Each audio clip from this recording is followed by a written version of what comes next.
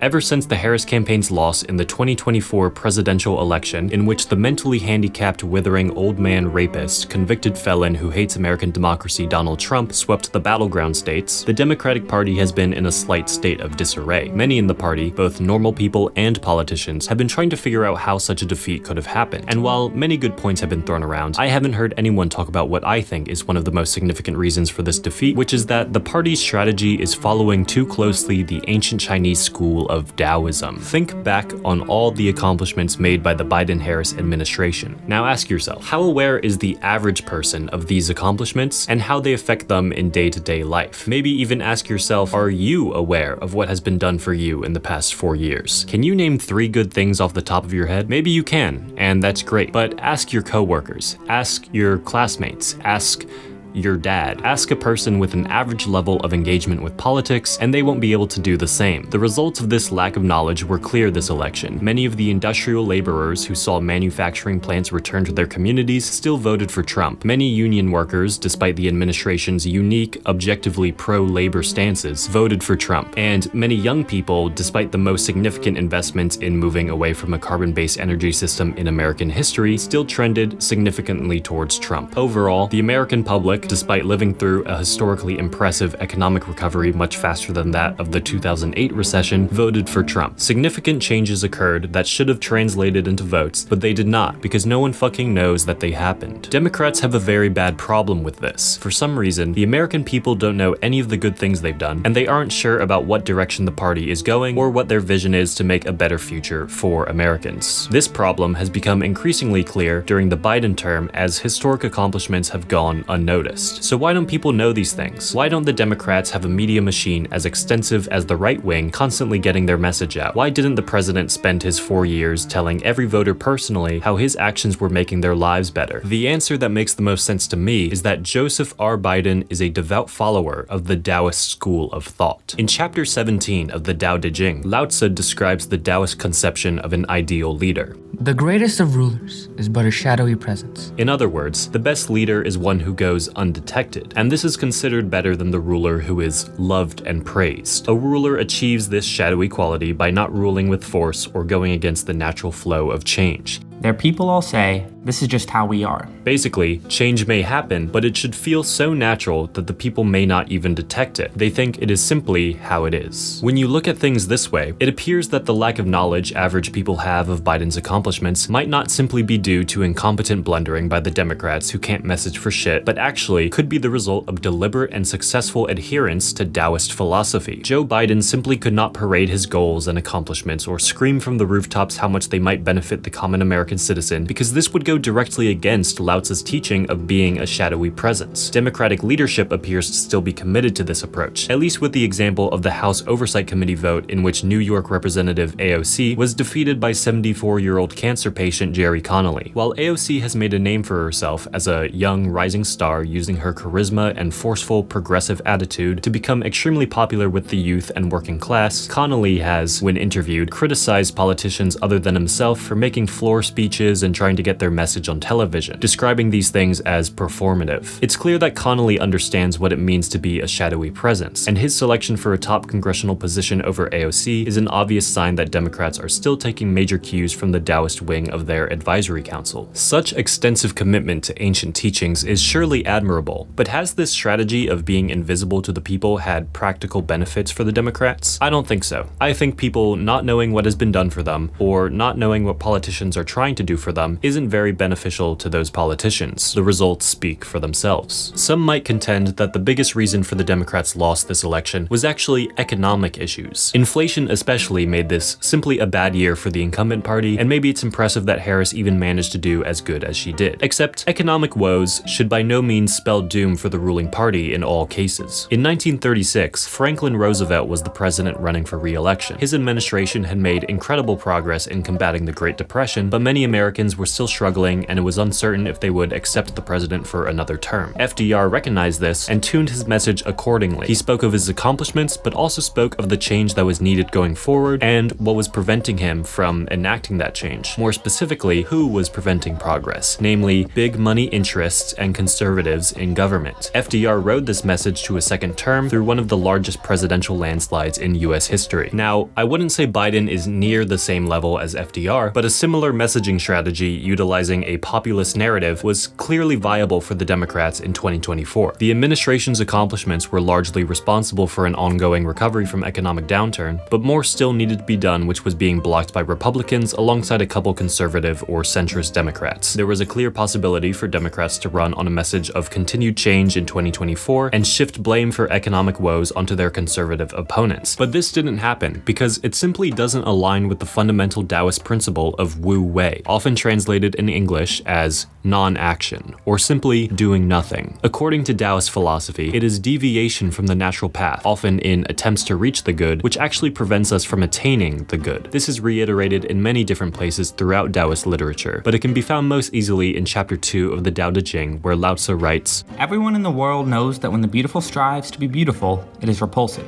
Everyone knows that when the good strives to be good, it is no good. The Taoist sage goes with the natural flow of things and does not exert unnatural force, and this often manifests as Wu Wei. As Lao Tzu writes, Sages abide in the business of non-action. Biden and the Democrats simply cannot bring themselves to act with initiative and forceful governance because the masters of the Tao have taught them that not exerting force is what will bring them to happiness and prosperity. Let's look at an issue many people had, especially with the Harris campaign. Compared to Trump, who seems to truly speak his mind and ensure everyone knows what he believes, even when it makes him come off as retarded, Harris likely came off as disingenuous, wishy-washy, mostly unclear on what she actually wanted to change. A presidential candidate would surely do better if they appeared to actually believe in what they are saying, rather than repeating rehearsed vague garbage for even the simplest of questions. The problem is, this is an application of another Taoist teaching. In his second chapter, Zhuangzi writes, When rights and wrongs wax bright, the course begins to wane. Taoism teaches us to avoid strong preferences, calling things right or wrong, because such mental categorization will restrict us and hold us back from following the natural path towards the true good. This passage of Zhuangzi echoes chapters 18 through 20 of the Tao Te Ching, where Lao Tzu writes things like, When the great way is abandoned, there are benevolence and righteousness. Cut off benevolence, abandon righteousness, and the people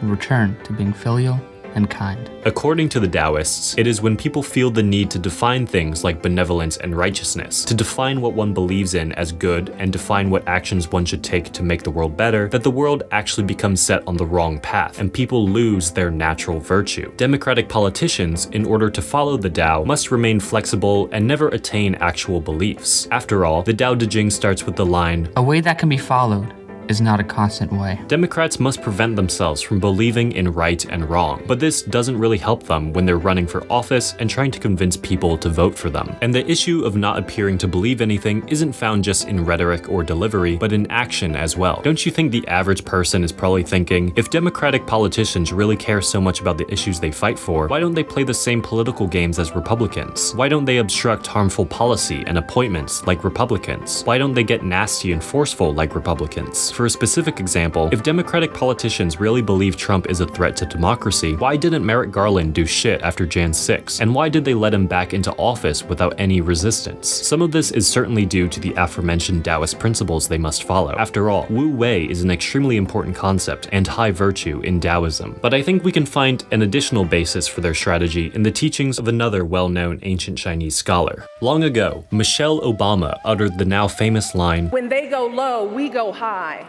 The statement seems to explain the Democratic Party's mindset when it comes to the abject obstructionism and scheming employed by the Republicans, that Democrats should keep the moral high ground by not stooping to such a level, by not playing the game unfairly, by not using any of their own potential tricks. It's also an obvious application of the Analects, the collection of statements attributed to Confucius, written down by his followers, specifically Chapter 2, in which Confucius discusses the purpose of a ruler. Conduct government in accordance with virtue, and it will be like the North Star standing in its place, with all the other stars playing court to it. In Chapter 12, he makes a similar point. The virtue of the gentleman is like the wind, the virtue of the petty people like the grass. When the wind blows over the grass, surely it will bend. According to Confucian philosophy, a good person, and certainly a ruler, acts as a role model for the citizens of their nation. By acting virtuously, the ruler encourages and shames the common people into acting virtuously as well. And so by simply sitting on the throne, a great ruler acting in accordance with proper ethics becomes a guiding light, a north star that may lead others to cultivate virtue in themselves as well. Mrs. Obama clearly wants to make an argument based on these same premises. Democratic politicians must act civilly and in accordance with procedure even when it costs them, because they will retain their position as the guiding light of morality for politicians and the people. Conservative politicians will face shame for going against what is proper, and voters will recognize that the Democrats are just so much more upstanding and righteous. Like Confucius writes, getting the Republicans to act like good people won't require actual force or coercive action, but simply a good leader sitting at the helm